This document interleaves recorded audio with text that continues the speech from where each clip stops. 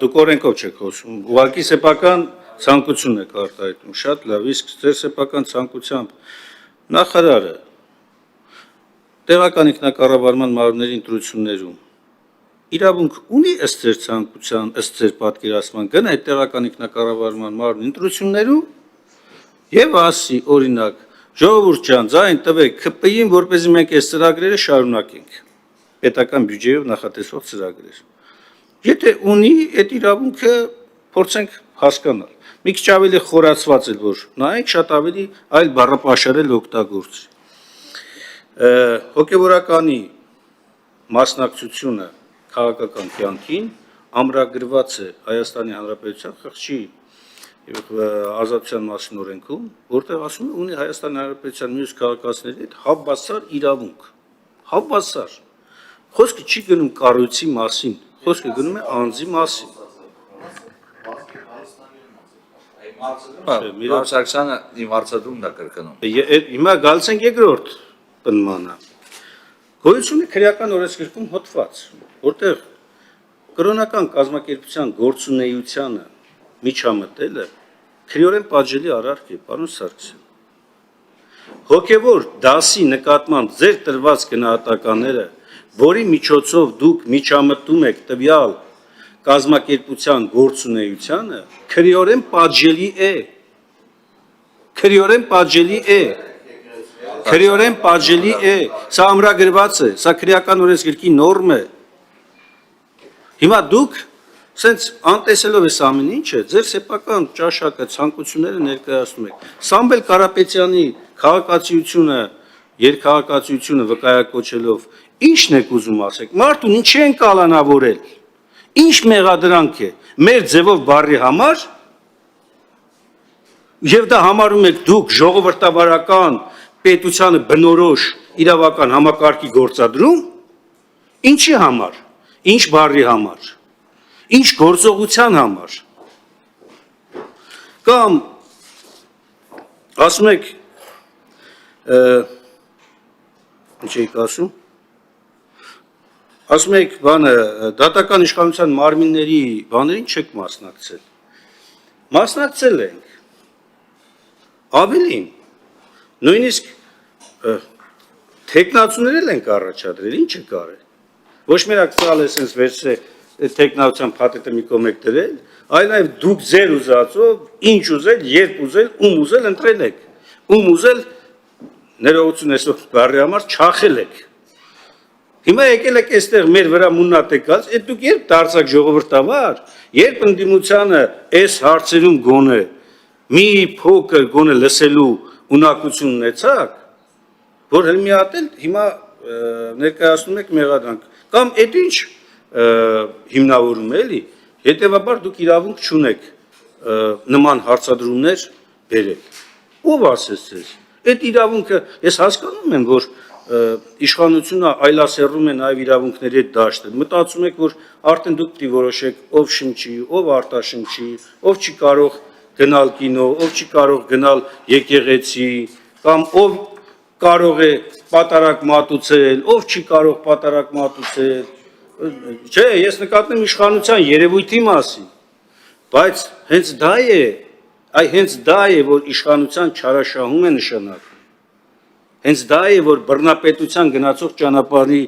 մասին է խոսում։ Դուք ասում եք, բոլոր բռնապետական երկրները հենց այս հոդվածներով են մարդկանց նստեցնում, որոնք հետագայում ճանաչվում են բանտարկյալներ։ Բա մենք էլ ենք ասում, դուք բռնապետության ճանապարհին եք,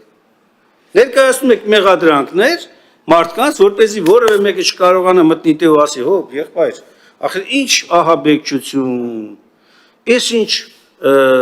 մասսայական ոչնչացման գործողություններ, այս սպառնալիքները, այս ահաբեկման sense մթնոլորտը, որ դուք ներկայացնում եք, ինչ կապ ունի իրականում գործողությունների հետ, այն ենթադրյալ արարքների հետ, որ ներկայացվում է, հերթով ջարդվելով այս ամեն ինչը գնում է։ Խոսքը հետևյալի մասին է, պարոն Վարդանյան, ի վերջո ցանկացած կասկած ենթադրյալ որևէ արարքի մասով, ինքը պետք է համաչափ լինի նաև կիրառվող խափանման միջոցը համաչափ պետք է լինի այդ արարքը օբյեկտիվորեն արդյունավետորեն քննելու համար։ Հիմա դուք համարում եք ճիշտ է, որ մասսայաբար կիրառվում է կալանք խափանման միջոցը, կալանք, երկարաժամկետ, որը ոչնչով չի զիջում պատժատեսակ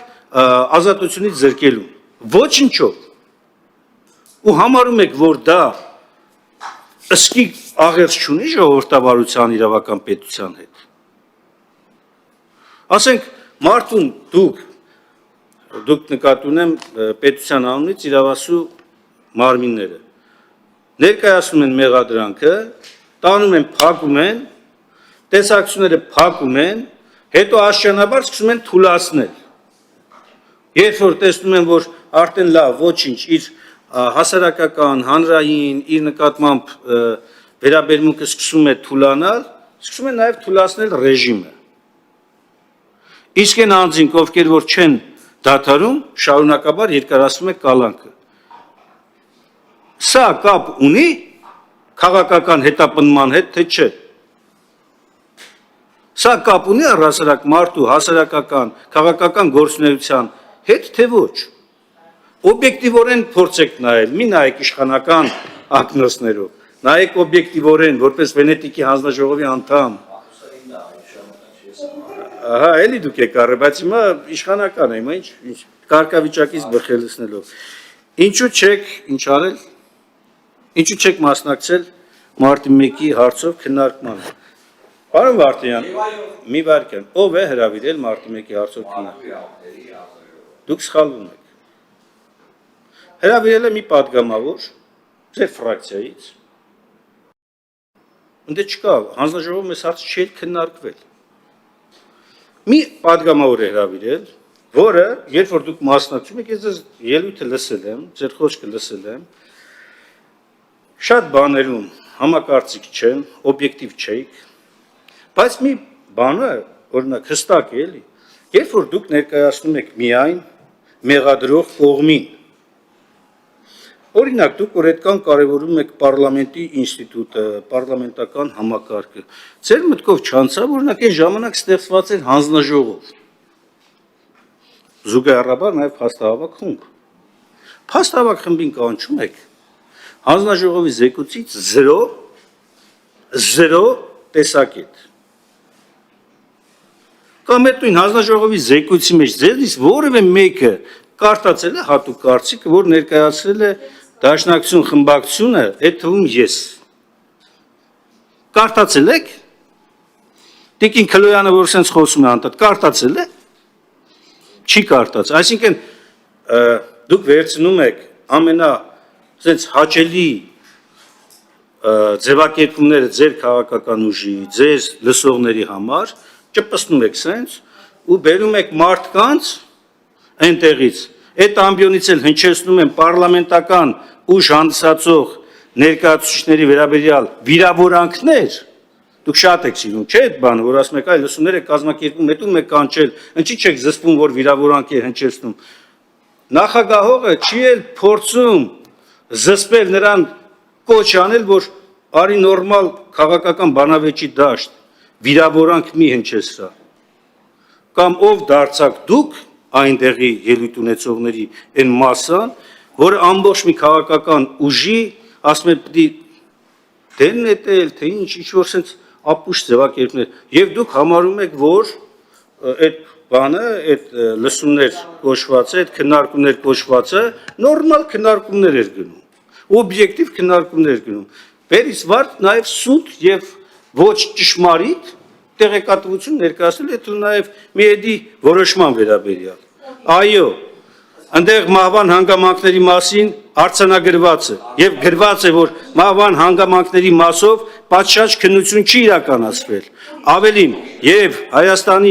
Հայաստանի Հանրապետությունը չի համագործակցել մի հետի հետ, չի ներկայացել հիմնավորումներ, պարզը չէ ինչի։ Նիկոլ Փաշինյանի կառավարությունը ինքն իր դեմ չէր ներկայացնի փաստեր։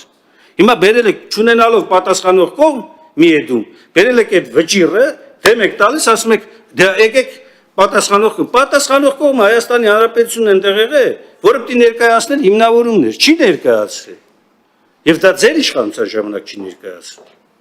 Որտեւ այդ գործը սկսել է քննության առարկա դառնալ 18-ից հետո։